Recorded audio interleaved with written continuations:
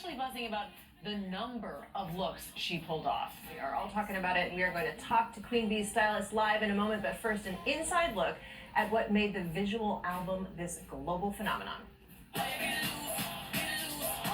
The gorgeous dances,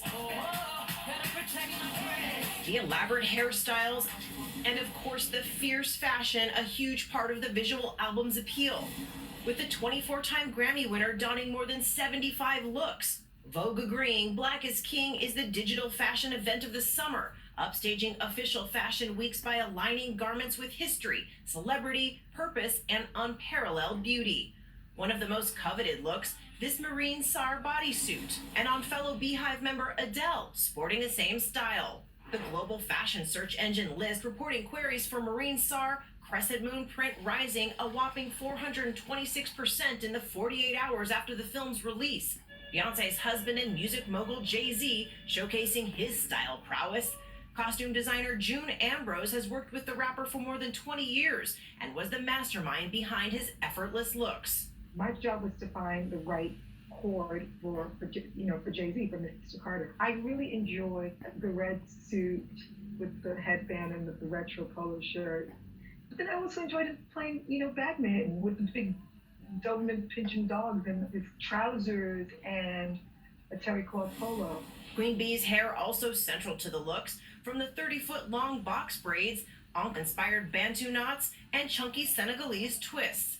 After spending a couple hours doing my research about these pieces, like the horn, the Bantu knots, the hat that was made into crochet that create a crown. The style spearheaded by longtime Beyonce hairstylist Neil Farina, who says these pieces are more than just about hair. African women, their expression was about hair. So every piece meant something to them. It's about respect and dignity. All right, and joining us now is one of the creative minds behind the incredible looks in Black is King, Zerina Akers. She has been Beyonce's personal stylist and wardrobe curator for the past 6 years.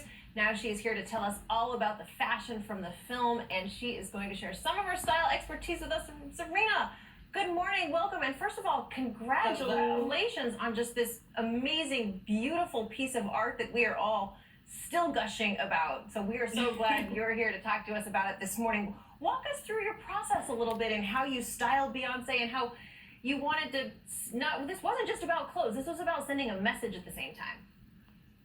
Of course, going into this, or going into any project really with Beyonce, I tried to sit down with her, and get her thoughts and how, what's going on in her head, how she sees things. And then, I talked to, our creative director and we put it all together. But one of our early conversations, I remember her wanting to sort of pay homage to the art of water collecting, and that it's still, a very real daily practice for a lot of people.